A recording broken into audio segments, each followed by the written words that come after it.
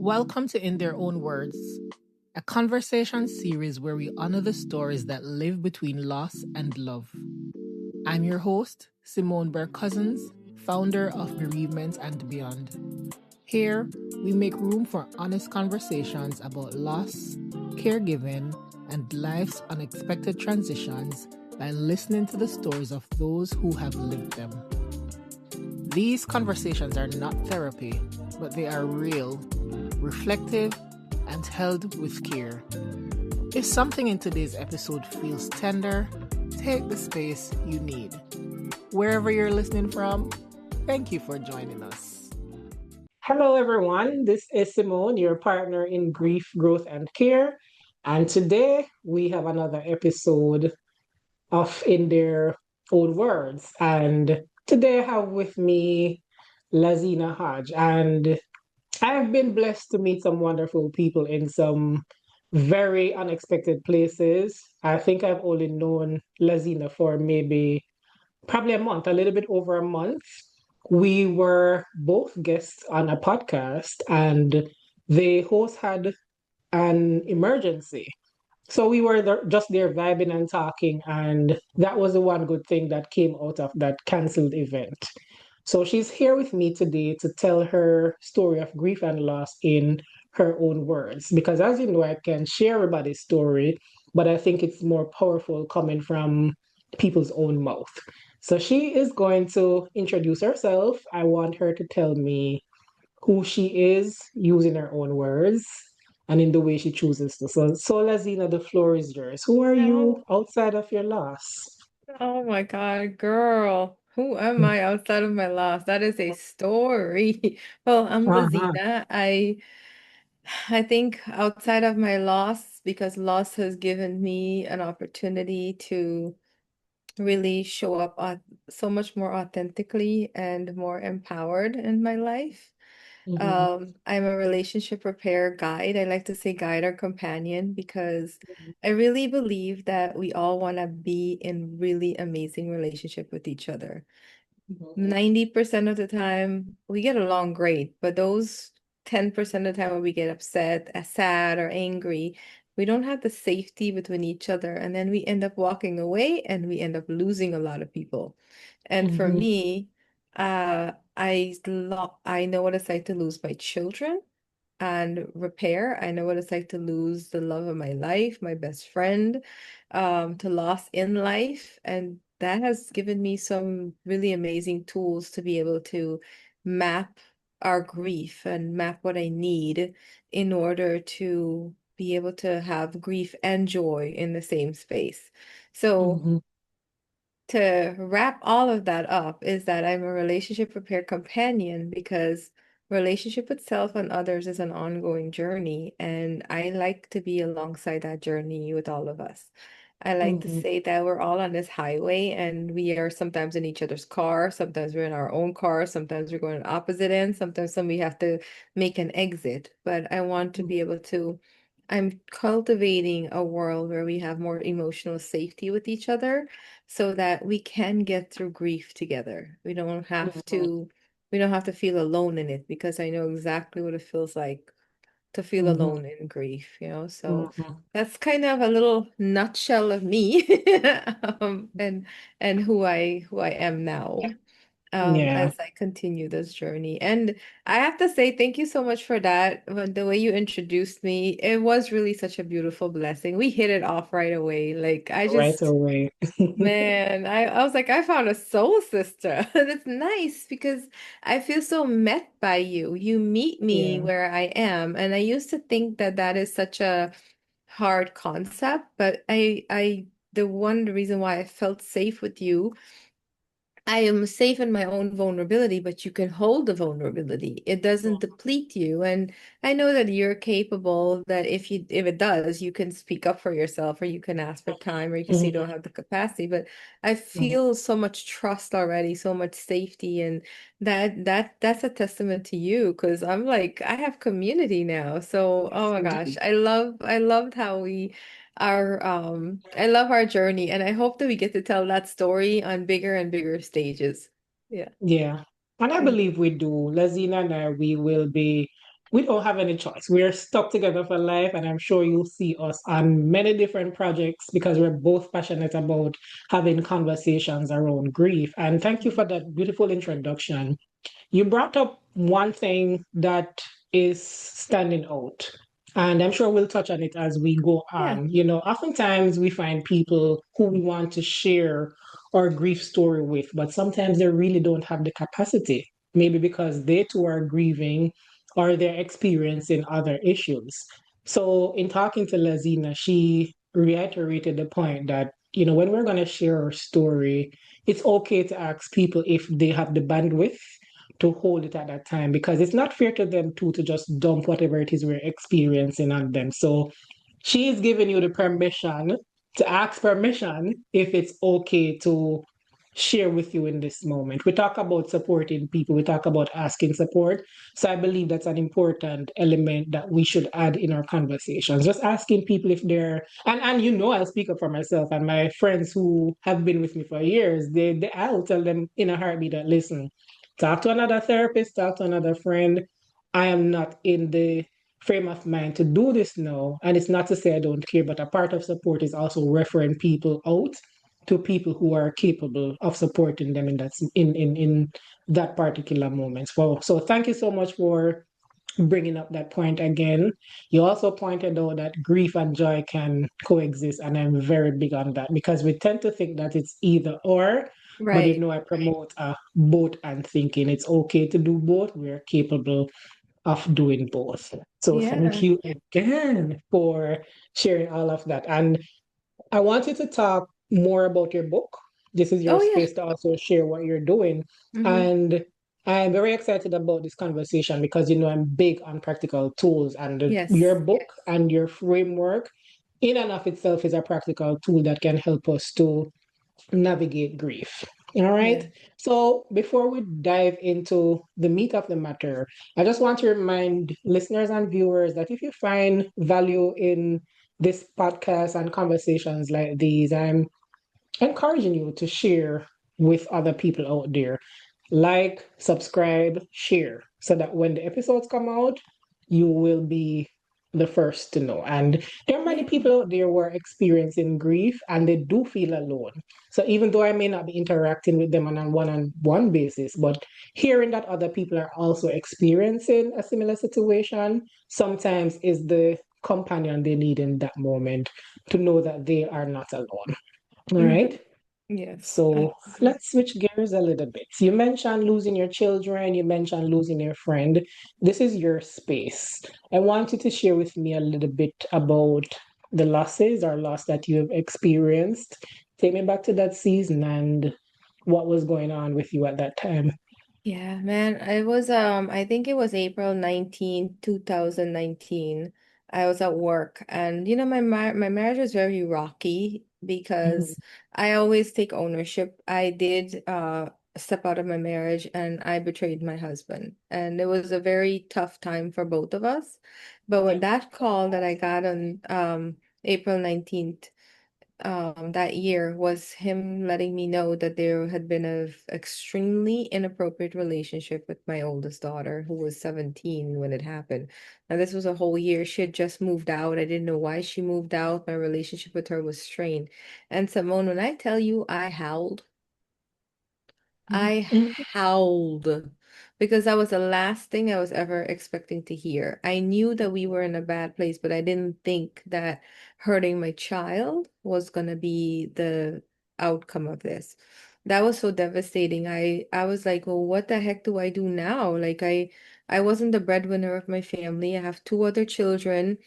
Now I had to go to court, and the court battle was a whole other story. But immediately I was like, all of my kids have to go to therapy. This is not easy. This affects it didn't it affected me as a mom, as a woman, as a wife, but more so as a mom Yeah. then as a woman. And then now here I have two other kids. Like, what do I do? Like I started working 2 to 3 jobs. I was barely sleeping like 3, 4 hours a day. And my whole life just fell apart. So I was like, you know. what was my role in this? Because okay, what he did was awful, but I needed to understand what my role was because I was like, this is rock bottom. I'm seeing how my entire life was replaying again, and this is a generational thing that is passing on. So as I was, going through that process, I found out that the law is not really designed for the best interest of children. So that was another season of every time I went to court, I was the problem. There was this great moral injustice, but I was being blamed because I was like, well, what do you mean he has rights to the kids? What do you mean I have to share custody? Do you not see what just happened?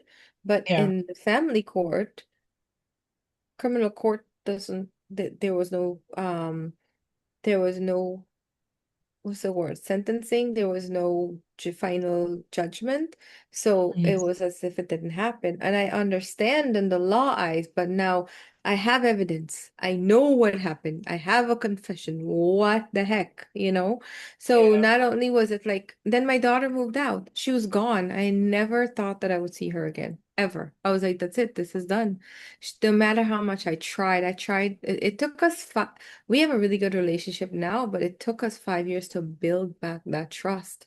So she was gone, and every night my insides ripping apart because I'm like, how is she feeling? I know that's a lot of shame for her to carry. I know that's a lot of blame, and she Yeah. she still doesn't feel safe. She was gone, and she was living in some place that I never wanted her to live. I was like devastated. I remember I was cleaning a church, a diocese, and I grew up Muslim, but it's a Christian church, and I didn't like, religion to me is a modality, so it's important to have faith, right? And so I would go around that every part in that church, you'd have a statue here, a statue there. I would stand in front of Mary, and I would just pour my heart out because I was like, "You're a mother. How did you even endure? Like, what am I supposed to learn here from this?" I would Yeah. have it was awful. And so, it was like this idea in my mind. I had to go to court, and the court was going to hold me in contempt. They were punishing me. So now I'm going to lose my children, and I already have lost them emotionally because they were devastated by this. They didn't know what they were feeling, and they lost their father too. So, and their sister. So it was Mm. like loss around loss around loss. And I never want anybody to experience that, but I know that there are so many people who are experiencing that up to now, all across Yeah. the world, because that's what the law is. It's just there. I mean, there's some beautiful parts of the law, but when it comes to moral justice, I had to find that for myself. And I felt like I was in this hole, and I had to dig myself out of it and come up and become an entirely different person in order to survive that because it was devastating. It just rocked my entire world. I never expected that at all. I was like, hurt me, I can get Yeah. that. But my child, Child. I had so much trust and belief, So it was like there was times when I would like overcompensate in trying to connect with my daughter because I was so afraid that I would never see her again. And sometimes even my brother would tell me, he when we think back about that time, he really thought that we wouldn't be here. He really thought that our relationship was done and I would never see her again. And I'm Mm. so, so grateful that, we have the chance to have a redeemable, repairable relationship. And with my youngest kids, being able to switch that parenting from what I needed from them to what they need from me, I can show up as a better mother now. So it doesn't feel like I've lost them. Sometimes they don't listen to me. Sometimes I have my attitude, they have their attitude. We are disconnected. But we know, like, we still have each other and we're present to one another and we can build. If I didn't have that, I don't know where I would be. I think that Yeah. I I would be a shell in a corner somewhere. That's not a good analogy, but and throughout that process, I remember like I started to see somebody, like I was interested in someone and he was interested in me. And these were like during my most vulnerable times. and he would call me and we had amazing conversation, very healing conversation, conversation about how I'm growing or how I can grow, like a very authentic, like a connection that is just really what I believed was like for me. I felt like I Yes. prayed for this and this has come into my life and it manifested in my life, and it was everything felt so aligned because I learned so much from this relationship. And I felt like that was my best friend. That was my person. And I also understand how it could feel like that was I was in such a vulnerable time in my life, so I would be attached to someone. Either way, my heart was open. I sat with myself and I was like, I have been through this really awful relationship and I see how I messed up, but I also know that I have so much regret and I have an opportunity to do it different again. Do I want to be in a relationship with this person? What do I want for myself? Am I willing to do the hard with them? And I was like, yes, I'm going to do this. And I went all in, open heart and everything. After about a year and a half of dating, um, there was I guess I would say we had a fight, right? And because of that fight, he ended up going and spending time with someone else and ended up having a child, and then came back, didn't tell me about all this, but had me running like, oh my gosh, it was so confusing. I Mm. almost didn't even know who this person was anymore. And I was devastated because I was like, you saw me through my most vulnerable time in my life, and this is how this ends? Like Right. off of a one night, or like you got so mad at me that you thought sleeping with somebody else would have been the solution.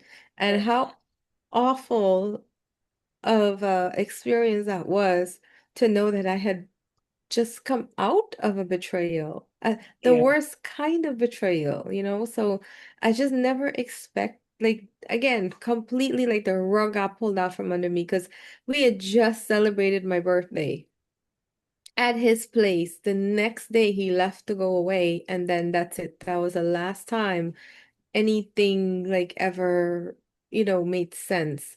And then he came back into my life because I remember when he broke up with me and I was so confused. I didn't know why. When he finally told me, he held my hand and he looked into my eyes and he was like, Laziena, I don't have anything to ask of you, but can you please wait for me?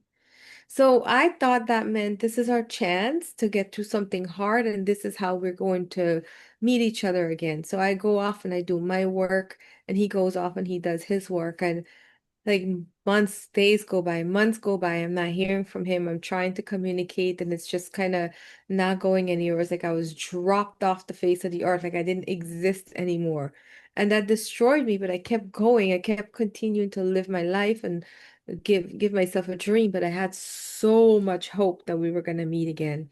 And one Yeah. day I was like on his social media and I saw a picture of him and this lady, the pregnant lady, and they're together. And that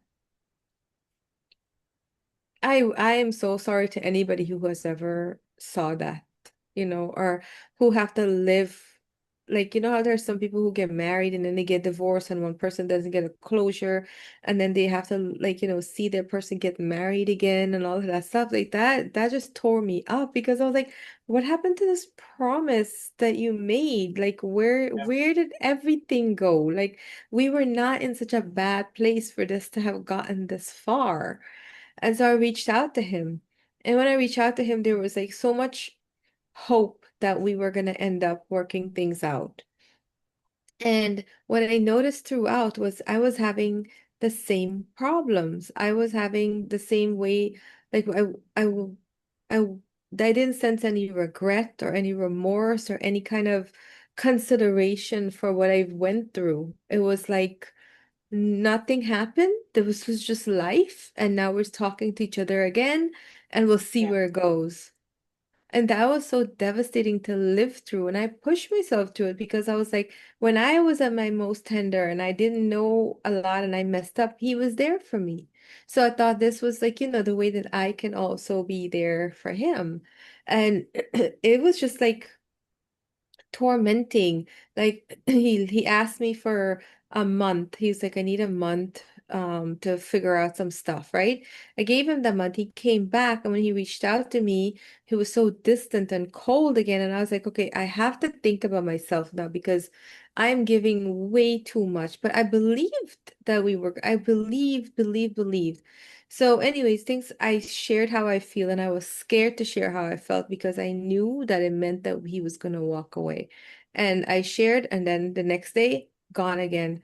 And Simone, this is the second time, right? And the second time, both times, it was to a text message, and I had to force a phone call. So I'm like, how could I have been like, did I make this up?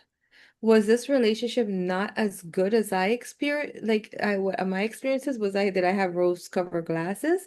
Because for me, whenever a fight or something comes up, it's the unmet need that's underneath it. So I'm looking to see what's the need under there. I'm not worrying about the behaviors. I'm seeing the wounded inner child. I'm seeing where the hurt is coming from.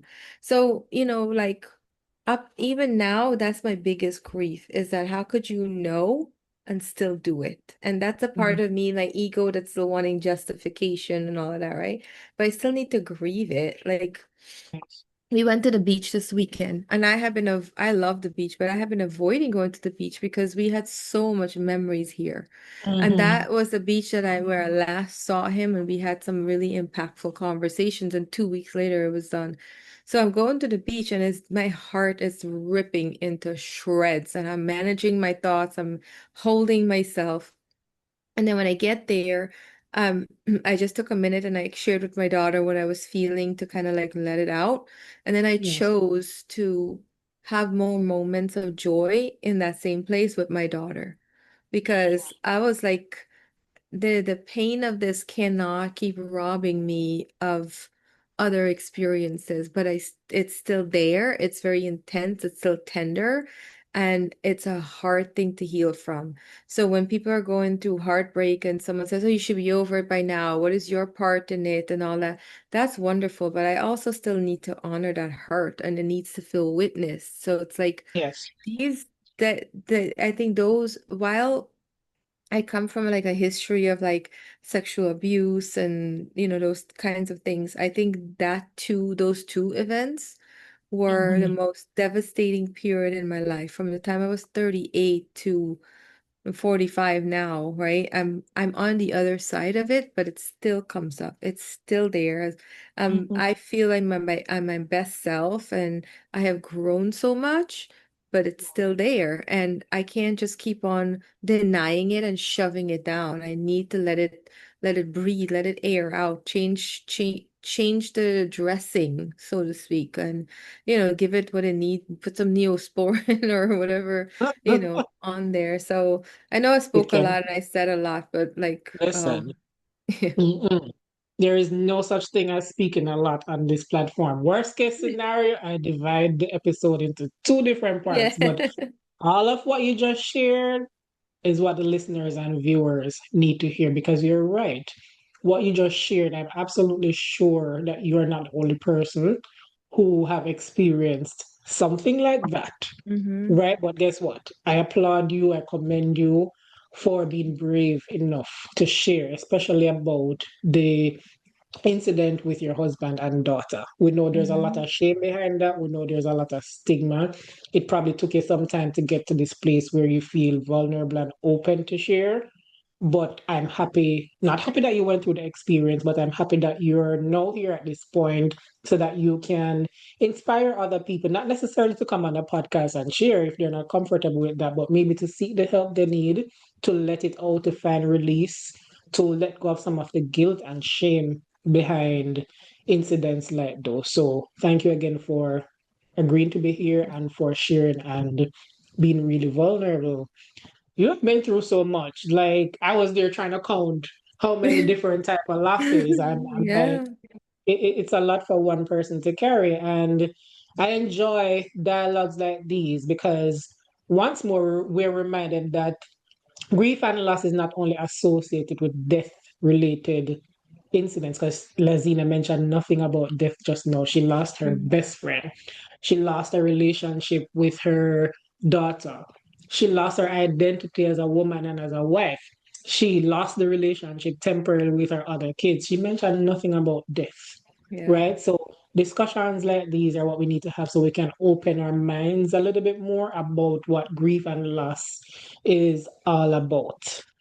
So again, I'm going to put my plug in. If you're listening, share this conversation with somebody else. You never know what somebody else is going through, and this may be exactly what they need to hear in this moment.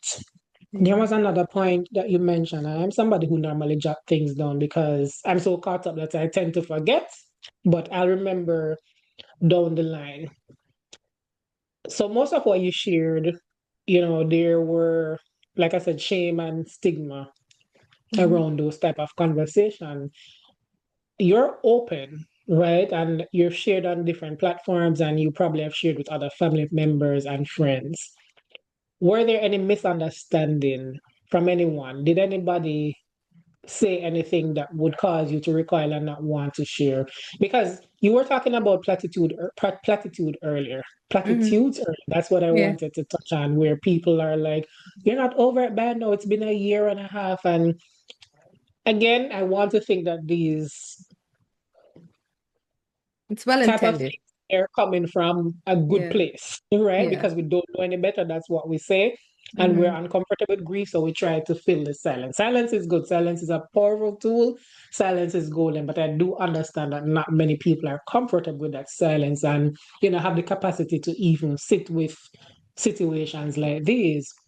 Mm. What was it like sharing with other people? Were there any person who just made you want to probably slap them to the side or something? Girl, that is why I'm such an advocate for all of this because first there's women who are Mhm. also silently not sharing their stories about sexual abuse in their family because it's being held against them in the Yes. courts, right? And they have to Mhm. they worry about that.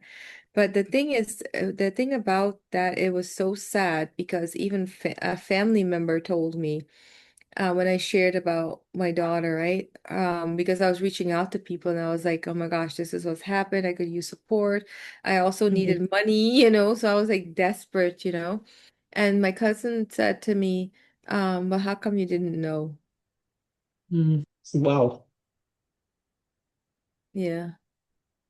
I was Mhm. like, That that is not what I needed to hear. Like I was already feeling ashamed. And how do you ask somebody who was freshly just found out that this thing happened, how they didn't know? To me, that is the most unsupportive words you could use. And maybe she meant it differently. I can give her the grace because, Right. that's how I was feeling in that moment. But that's the part, right? It's like how I was feeling and the question that was being asked is it's just so sad. And then Yeah. because I got into so much personal development and therapy, well, aren't you seeing a therapist? Well, yes, but I mean, do we not know? I think there's such a lack of understanding about what a therapist can and can't do and how many like it's almost like a cop out that, I Mhm. can't hold you right now and I can't support you. You should go see a therapist. So that wasn't very helpful. I think therapy is important. Therapy can give great insight, but then once we have awareness, what happens next? That's Right.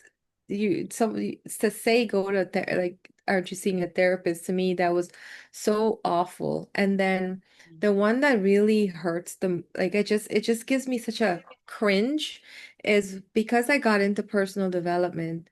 There's this level of ownership, like I am the creator of my reality. I know that there's how I participate in all of this, and I can offer forgiveness and release the blame and the shame and the Mhm.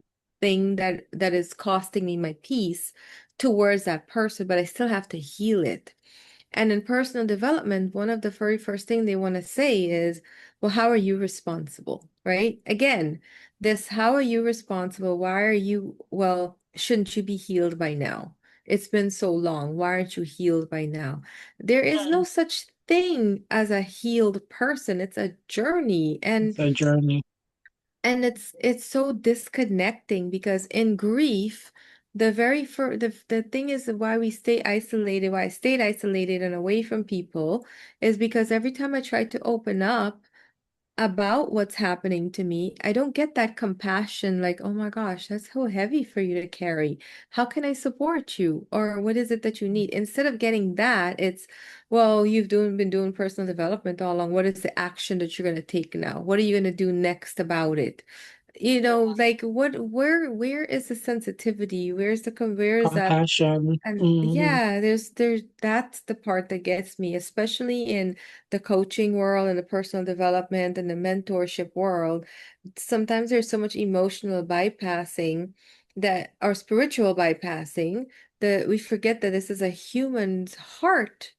When I am in the thick of it, and many people are in the thick of it, we're not going to be able to see what's out there outside of the filters because we still need to heal it. And how do we Mhm. heal it? We don't heal it by someone listening to us and respond with a solution or, well, you should do this, well, you should have done that, well, you didn't do this. Instead of, let me hold your heart while it's bleeding.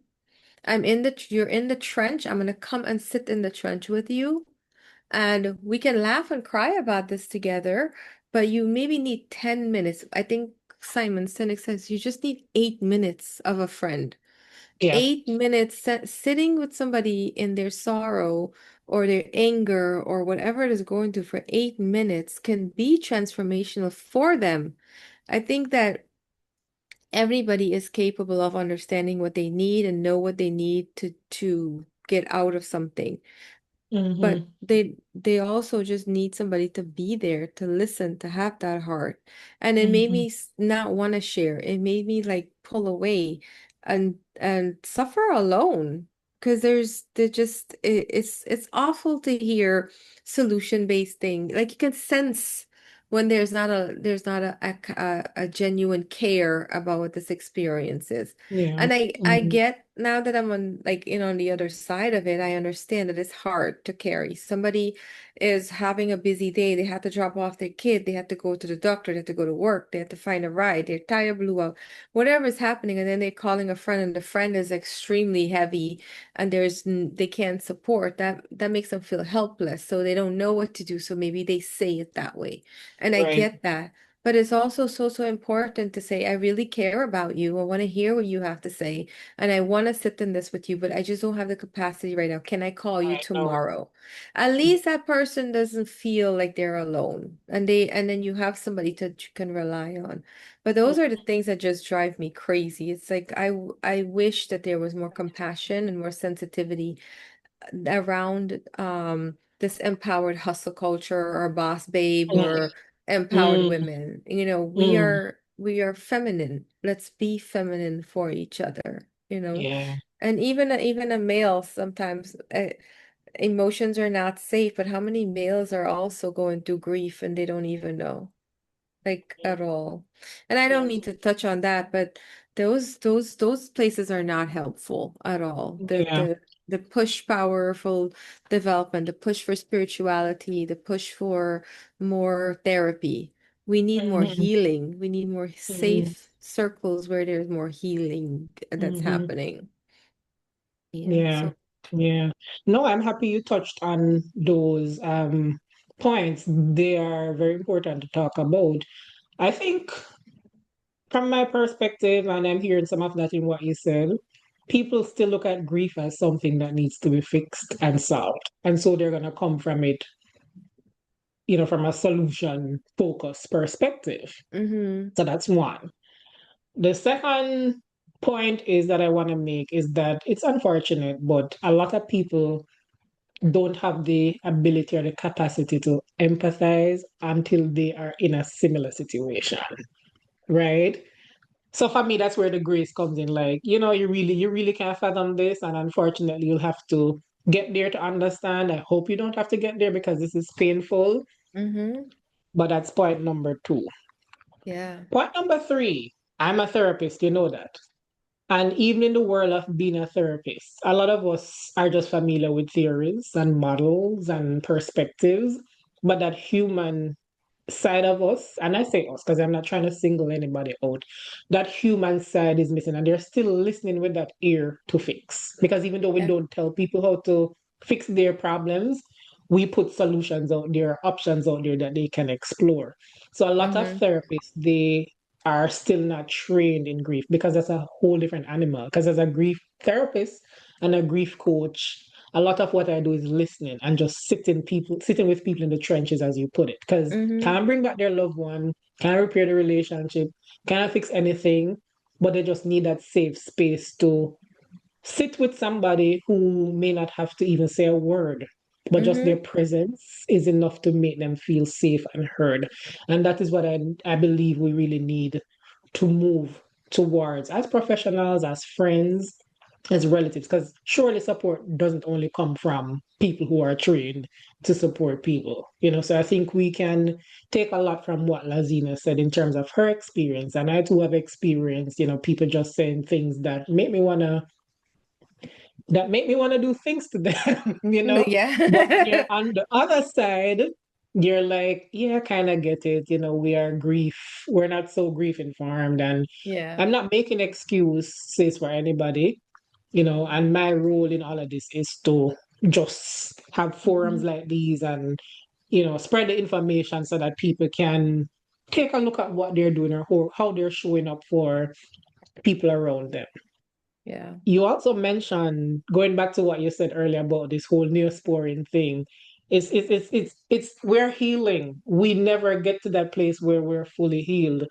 Our grief remain the same, I believe, but we grow around it. So whether it is we seek therapy, whether it is we do some coaching, whether it is, awareness was built, we grow around it and we find ways to cope and handle it. But that wound will always, always still be there. And I'm big on filling my toolkit with tools. So if we Yes. don't face our hurt and if we don't face our grief, we won't have the tools or the muscle memory that we need to address the grief when it does come up. And I say when, not if, because it will come up, whether it's on special days. Because look at you, you went to the beach with your daughter, right? This And my was mom, a yeah. place that meant something to you, and probably leading up to the day, didn't think too much about it, but being back in that space brought back some of the hurt and the pain and the memories. But I like that you chose to balance the situation out. You chose not to, and I'm using the word chose and choice Yes, yeah. It intentionally here, is. because we have to work it. We have to make choices, hard choices sometimes to, hey, I'm going to be at the beach today and I'm going to enjoy this moment with my daughter, but it's okay too to release some of the hurt and share what I'm feeling with her. That both and concept came up again, Yeah, because you could have chosen to just pack up your bags and go back in your car and go home and cry. But you made the exactly. choice to sit with it and bring home the point that both grief and joy can exist, and it's okay. So yes, you absolutely needed to bring up all those points. They were relevant points, so Mm. thank you so much for that. Yeah. um You Walk you know me through some that oh, season. Sorry, go ahead. no, no, no, no, no, go ahead. Uh, Yeah, I want to ask you, it's you've carried so much. I never get tired of listening to your story. Again, wish you didn't have to go through all of that, but I admire the bravery to share. I admire the growth. I admire your wisdom, right? And you did share some tools about what helped you through that season.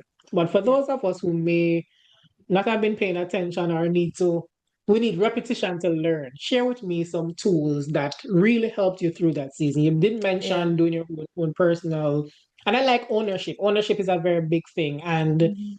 to your point about people asking you, what your role is, there's a time and place for everything. So we have to think about that too. Yeah. That is a question that may be valid. But not when somebody is crying and wanting to be heard, they're like, oh, Exactly. what Yeah. role did you play? Oh, there's a time and place for everything, people. So we need to bear all of that in mind. And Hmm. this is my personal belief that sometimes in grief and in other situations that we have to allow people to get to that point. Let them get to that realization for themselves, right? It's a Yeah. journey. And yes, you do need support and encouragement and a little push sometimes. But for some situations, people have to get there. For example, one of the biggest thing that people like to say is everything happens for a reason. there is truth to that, but allow me, the griever, the person who's Yeah. hurting, to get to that place where I say, hey, you know what? Everything really does happen for a reason, and God knows this. Again, in the throes of me crying and wanting to be held, I know I didn't want to hear that. You didn't want to hear that. And so many people that I've dealt with, like, no, that wasn't the time. Again, At I know that all, people are yeah. trying to make you feel better, but people, we are growing and learning. There's a time and place for Yeah. everything. And So, it's also important to like not make decisions in that moment when that person says something, to not judge their character, because it's like right. you're still a great friend. You're just right now you don't have the tools, and a thing Yeah, past me would be like, I never want to talk to you again. How could you say that to me? Da, da, da, da, cuss them out, right? But it's like, exactly. I'm on my healing journey, so I get to do that. Great Mhm. question. And I also love practical tools too, because Yeah. um people always tell you have to think differently, you have to do it differently, but then how do you do it? What does Oh, that actually look like day to right. day in the trenches? So Mhm. some of the things I mean, there's so many things that helped me, but let me see how best I can break this down. Mhm. When I'm huge on the reparenting journey. I'm huge on the inner child experiences, because I really do believe the science that says from 0 to 3 is when we learn our emotional safety and our nervous system learns safety. By age 7, our limiting belief is there. And then by Mhm. 13, our inner teen is like, all right, I'm going to go into protection. I'm never going to allow this to happen, this to happen, this to happen. So everything after that is a result of what's happened between 0 to 6, essentially. Yeah. So with that in mind, and that is an awareness that I went to a workshop that I was able to unpack, as well as the attachment styles, to really understand what was going on with me. So as I got the awareness, I'm like, "Okay, what do I do with this?" So I was I didn't speak about death, but one of the most powerful experiences I want to share is about death. So my father was murdered when I was 8 years old. And at the Mhm. time, I was like, good, he's gone. My mom Mhm. don't have to get beat anymore. Our life is going to be so much better. And I Mhm. felt like more compassion towards her.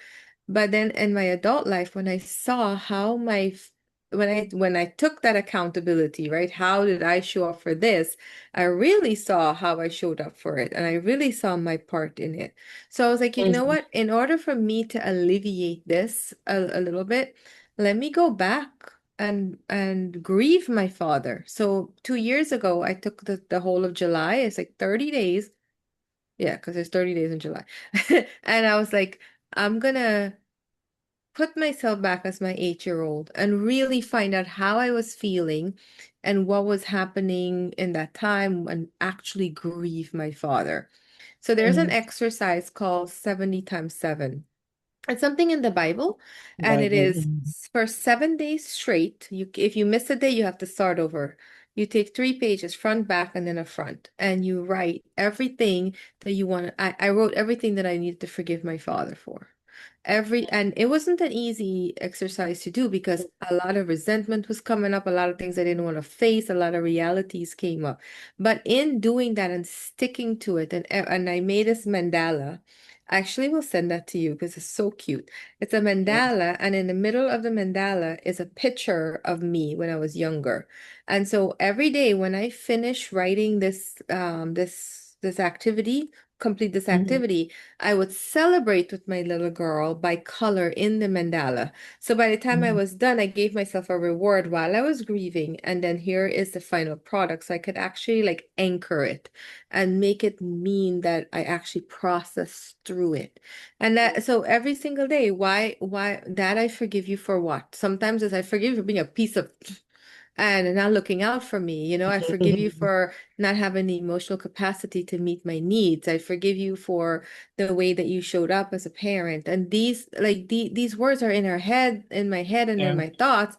But being able to actually let the thought connect with the feeling of me when I was 8 years old and then write it down, it gave me an experiential experience from mind, body, and physical connection in order to heal that. And it was so healing. It was a difficult thing to do, but it was very, very healing. So that was like the first 7 days I dove into that. And then after that, I pretended that my father's little 6-year-old was with me everywhere I went.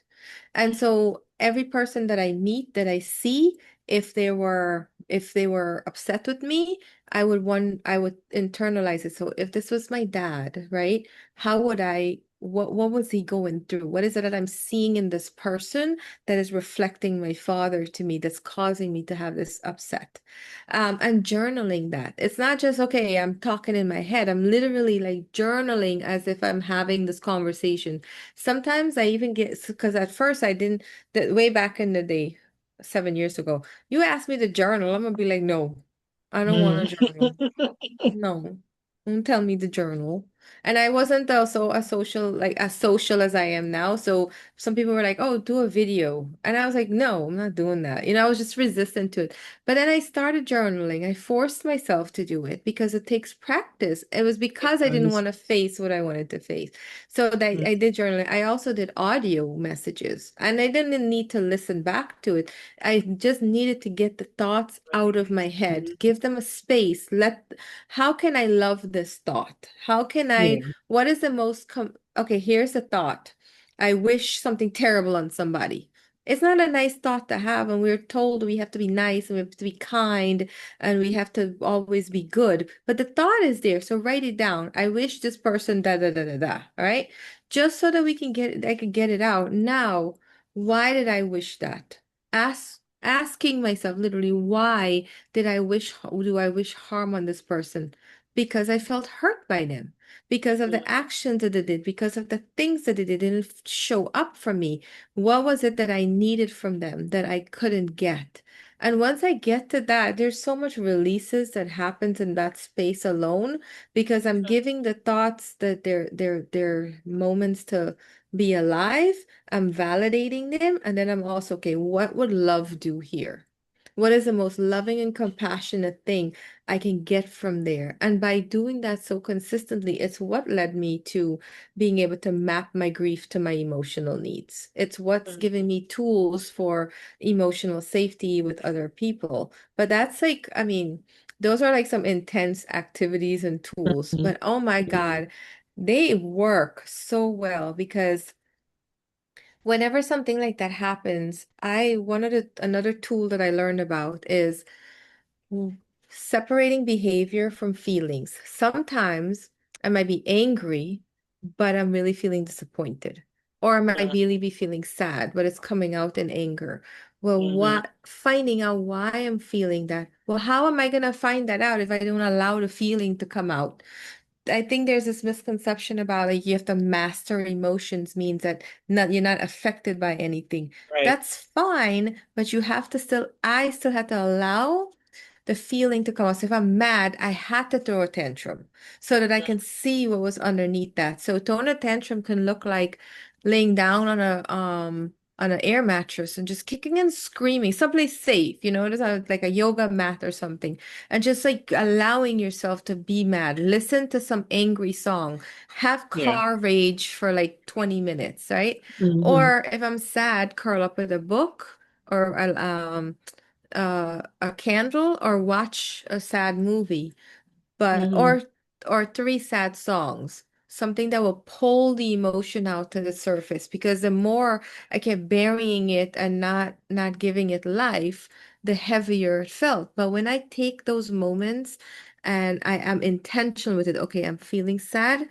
this afternoon at 4 p.m. I have a break.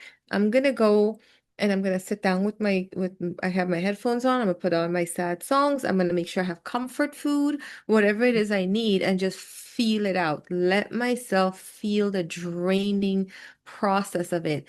And then in the end, ask myself, well, what is it that I needed? And give that to myself. Like, you know, Mm-hmm. being able to sit with the feeling, sit in them, sit in them, sit in them, and not like, you know, I know it sounds awful, right? It's like you're already grieving, now gotta go be sad even more. But that's the thing. I feel like grief is like a cloak. I'm just wearing it and I'm going, oh, I feel sad today. And then tomorrow I feel sad again. I take another cloak and I put it on me, and then another cloak. And eventually I'm walking out with this heavy, heavy feeling. I never took the first cloak off in the first place. And my, I'm going to use an analogy in a way about why I'm encouraging us to feel our feelings and using modalities in order to Mm-hmm. heal. Um, I feel like we're always the cloud. We're always there. We're always blue, green, whatever you want to call it. And our emotions are the clouds. And sometimes it's fluffy and it's yummy and you want to eat them. Mm-hmm. And sometimes it's a storm and sometimes it's get Yeah. really heavy.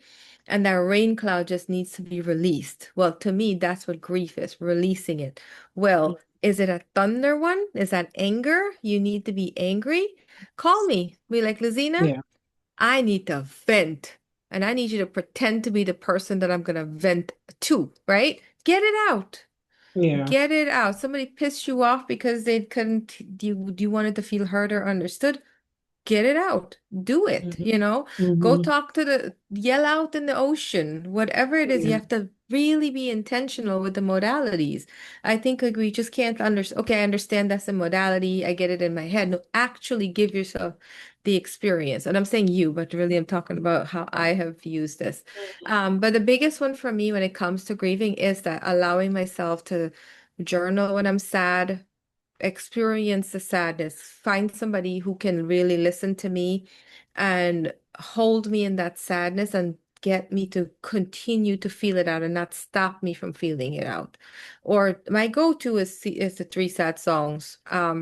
I can tell you right now in this season of my life, it is Mariah Carey, My All, Tony Mm-hmm. Braxton, Unbreak My Heart, and I don't know who sing this one, but it's called Hold On, but it's basically like, you know, a more uplifting sad song, like you're going through a lot and it's gonna be okay.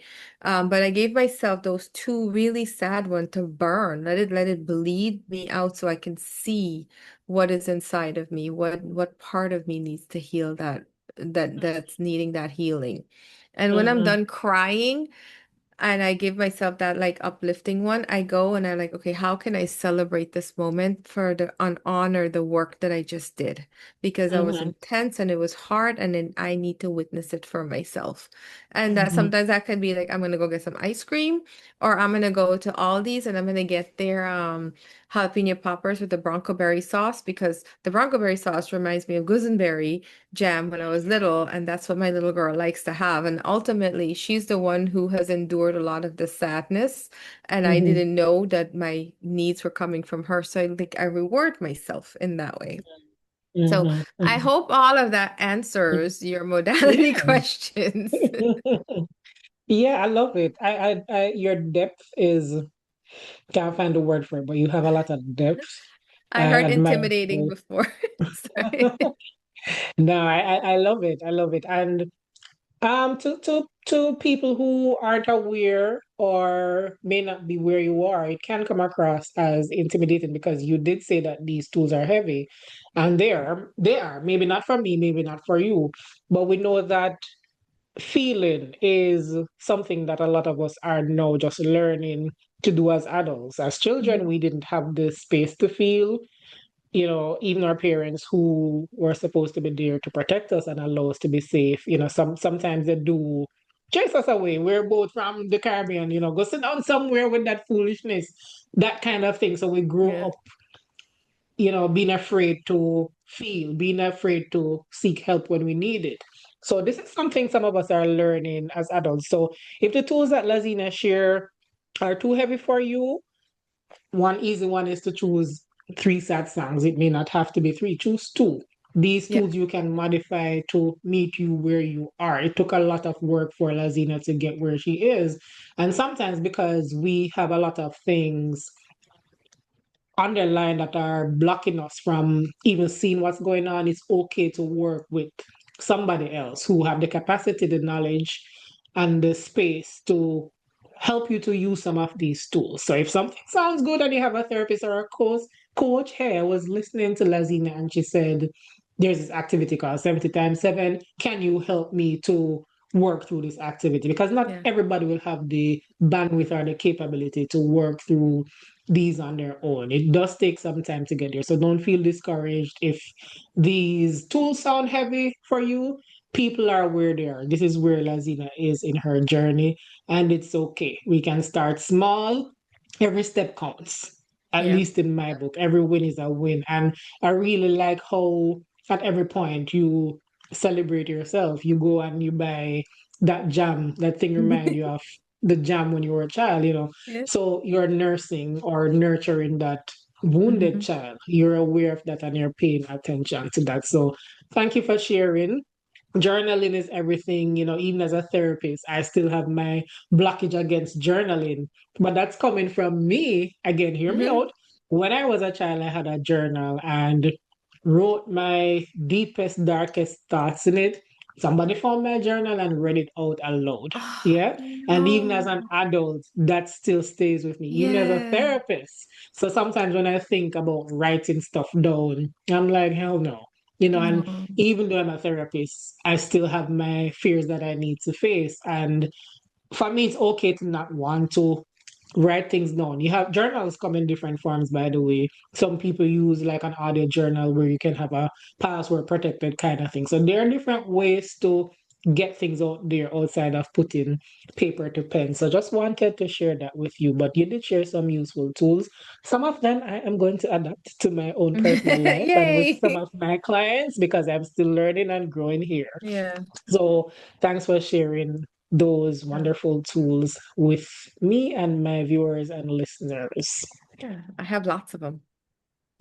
Listen, we gotta stay connected and we can Well, we are. share tools with each other.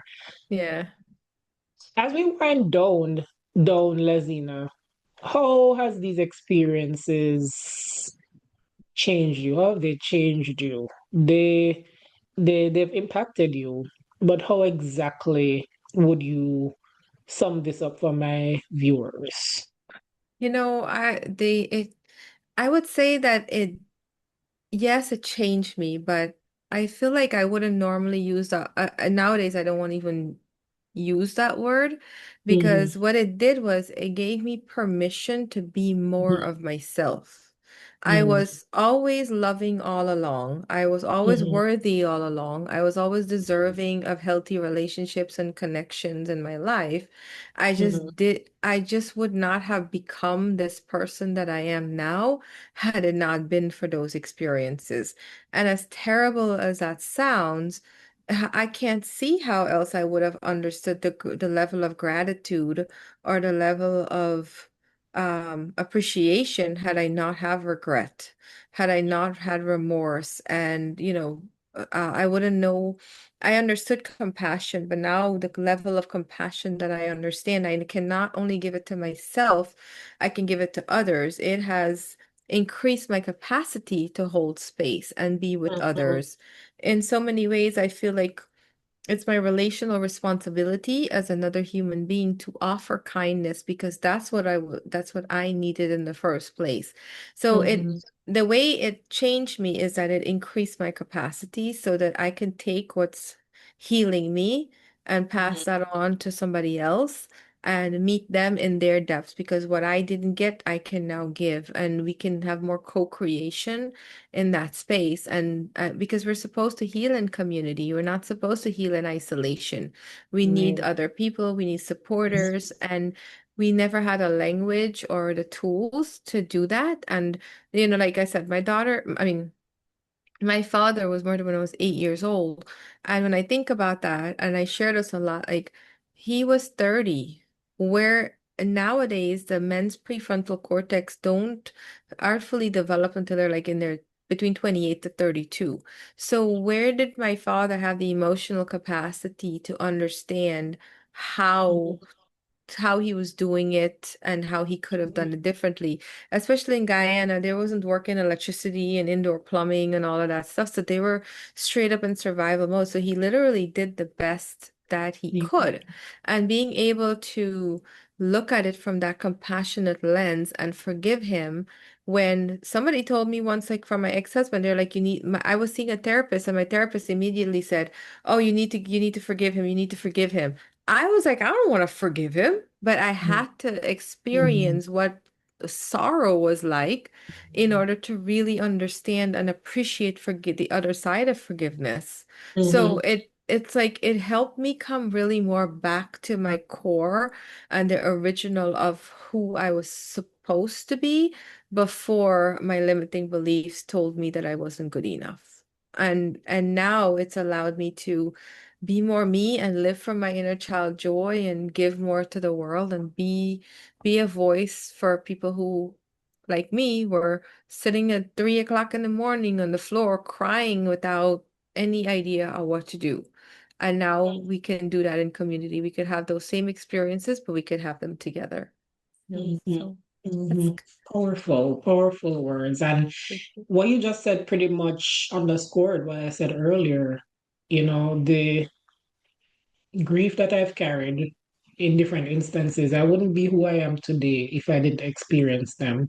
Mhm. Sometimes I'm like, God, I really could have learned this lesson some A other different way, way, but yeah. no, I couldn't. I don't think I would be in tune with who I am now or be this compassionate and empathetic person if Hmm. I didn't personally go through it. And thank God I have the capacity because a lot of people have gone through our situations and they may have taken their lives, they probably, lost their lives, but we are here on the other side, so that's a very, very good perspective that you shared. And it really underscored the point that sometimes we have to go through it to Hmm. be able to support other people through it because we know that based on some of the experiences that we've had that we wouldn't put anybody through that we wouldn't say some of the things that people say to other people when they're grieving, so we're Hmm. coming to them with um that informed, what's the word I'm looking for, from that informed perspective, Yeah. as well as living those unpleasant but necessary experiences. Grief Mm. is painful. It's very, very painful. Soul sucking. And it is soul sucking. It takes a lot of work. And I like the analogy you use about, it's like wearing a cloak. If we don't take that cloak off in the evening and find some release, it's gonna get heavier and heavier, and then we're gonna implode Hmm. and do something that we may regret if we are even around to regret it. So Yeah. you did share some really, really powerful stuff today, and I thank you so much for that. Thank you.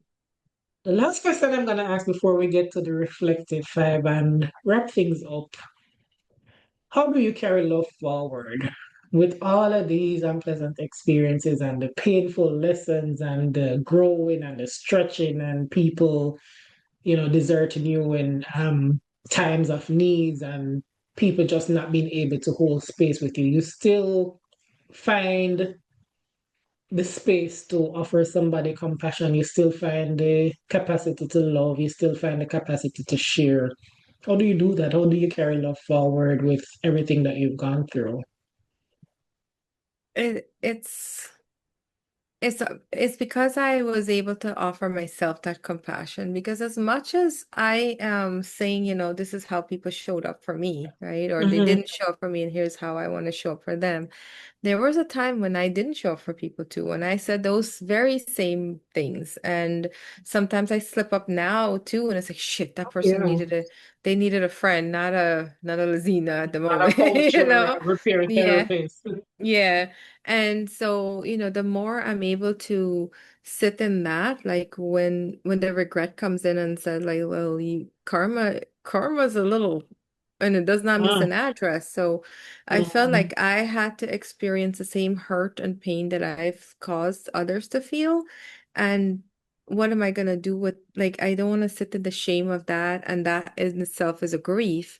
Is being able to offer myself that compassion is where I'm able to pouring more into my cup and looking and seeing how I've done this very same thing to somebody else. So what can I do now to move forward? What is the most loving approach I can have towards me and extend that to others? And my favorite law of the universe is the law of one. What would love do? Whenever it's a tough situation, it's always what would love do? And that's like Mhm. kind of the thing that I like to embody things, not just say them, or that's a nice quote or something like that, to have that actual lived experience. And that is I'm able to give so much more love. And I feel like just an outpour of more love to the point where even if I'm depleted, I'm not depleted from self-love because I'm able to meet myself in those that same compassionate space Mhm. that I would want others to meet me in by doing that reflection. It hasn't been easy, especially when self-accountability says, "Whoa, buddy, ugh, you're not really proud of Mhm. that one, are you? Did Right. you really? You kind of you see that same feeling that you're doing? That's how that man felt Yeah. when you did Mm. it to him." Very So, humbling.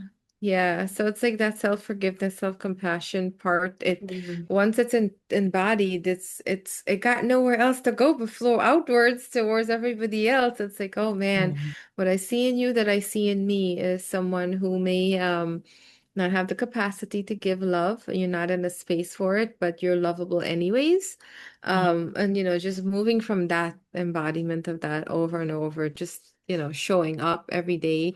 One of the things that I love to do is in the morning time when I get up and I'm heading out to work, I like to walk barefoot. And my shoes is Some in the grass. car. And my shoes is in the car, so I will stand outside on the grass, and I would just look up in the morning, and I was like, what can I do today to make this day more loving? How can I add more love to people? Mhm. And in that moment, I'm either sending an audio message to somebody, or I'm reaching out throughout the day, like to just cultivate that, so somebody knows that they were thought of, they were listened to, they have a friend should they need it, and we can meet in the vulnerability. Yeah. Hmm. Yeah, I love it. Touch some grass, as people say these days. But all of what you just said, it reminds us that we're humans. No matter how much of a therapist or a coach you are, we still have those unkind thoughts and say unkind things and things that we regret. We put our own foot in our mouth sometimes. I'm not gonna say that's okay, but it reminds us that we're human, and Mm-hmm. it gives us the opportunity to go back to the person and say, hey, I was wrong. I could have Yeah. done this differently. I could have said this differently. I mean, if you want to offer an explanation, you caught me at a bad time, you don't have to. But the important thing in all of that is just taking accountability and doubling back and saying, hey, the way I spoke to you the other day, I really shouldn't have said that. Leave Yeah. it there. Because sometimes when we add the explanation, it seems as though we're justifying, so it's tempting to explain. There's a place for explanation, but sometimes it come across as justification. But all of that reminds us that we're human and we'll slip up. So the grief journey isn't perfect, whether you're a griever or somebody who's supporting. The important thing is being aware and not being ashamed or afraid to double back and say, hey, I was wrong. I could have done this differently. Please forgive me. It's okay to offer grace because, again, a lot of what Laziena and I have learned are because we have been on the other side and we don't Yeah. want other people to experience that. So we're patient, we're compassionate with those of you who have never. I mean, we've all experienced loss in some shape or form, but the deep hurt that we may have experienced. Some people may not have experienced that. And we're here to support you when you do. And I'm hoping that this conversation will at least cause you to think twice before you say anything. And again, silence is golden. We don't have Mm-hmm. to always have something to say. And I believe it's okay to say, hey, you shared a lot and I really don't know what to do, but I can sit here Yeah. with you in this moment. Because even Yeah. sometimes, like when I hear things as a grief counselor, I'm like, man, I don't know what to say. There are no words, but Yeah. I'll sit here with you and we can just chill for a little bit. So Mm-hmm. everybody gets floored sometimes by the stories. And the story sometimes just gets, it goes left field. That's the best word I can find. Yeah. And Yeah. I'm not ashamed to say, hey, can I help you with that right now? Don't know what to say, but I'll just sit Just here want to with you be for a bit. here. Yeah. Because, yeah, sometimes that's all people really do need. So Yeah. I just wanted to wrap things up. Is there anything you want to say before I do the reflective five and Um, close off? Anything else? yeah, Because you've the shared a only lot, the only and I thing I love would it. say is that thank you. The only thing is that I would say is that, when it comes to like I described the end of a marriage and the end of a life together. There are some people I was married, my longest marriage was 12 years, right? That's a 12-year relationship. Mm-hmm. And while I also had to look at my part in it, but again, there was a dream together, a house together, a Mm-hmm. vision together, and a new relationship, like, things to look forward to. This is the kind of relationship that I want to be in. I plan on going on this trip together. Here's where we dreamed of having this, like the relationship repair language, for example, that's my framework, but I got that because the guy I was dating and we had this like idea that our inner child will grow up together. That Mm-hmm. meant that we were on this journey together. We're gonna reparent together. We're gonna experience life together. And now I still continue the journey because I'm honoring me.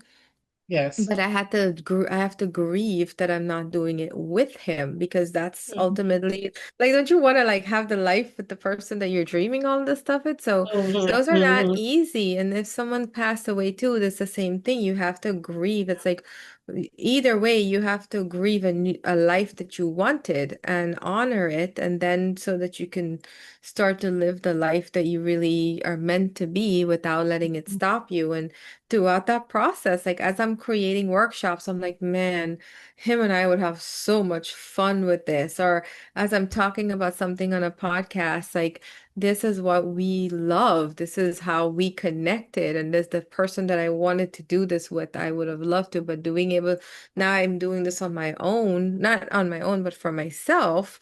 Yeah. It's still a grieving process and it can be heavy. So all of that is grief too. Yes.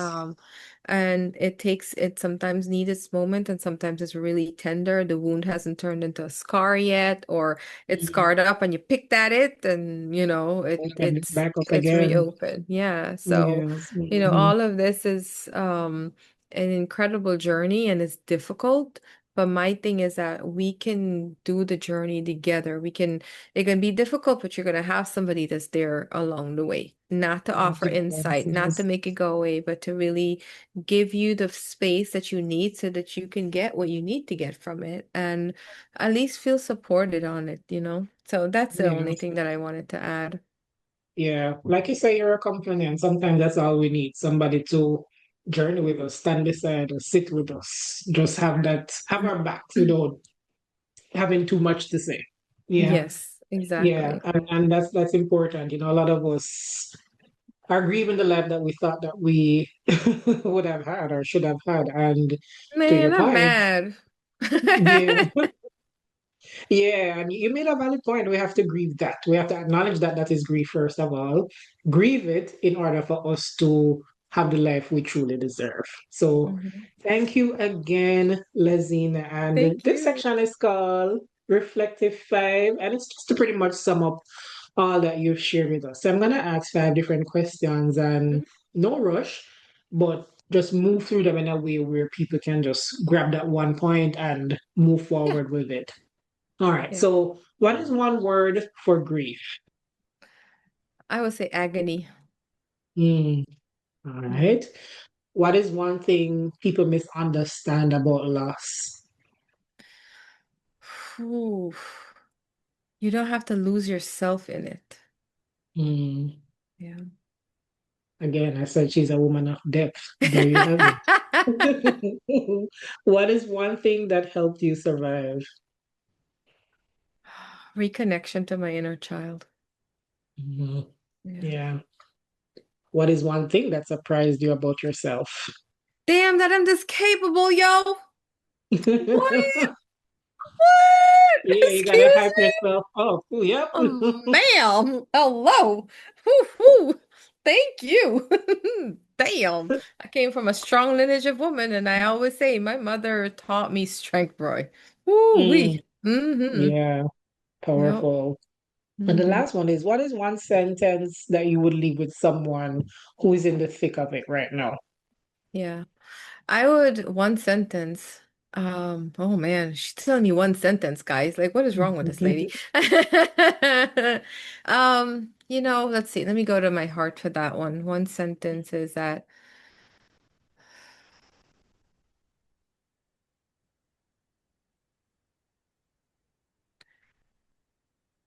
even though you may feel that you are alone, I promise you, Mm, you have a hand that was willing to hold you. You have love that's willing to come in.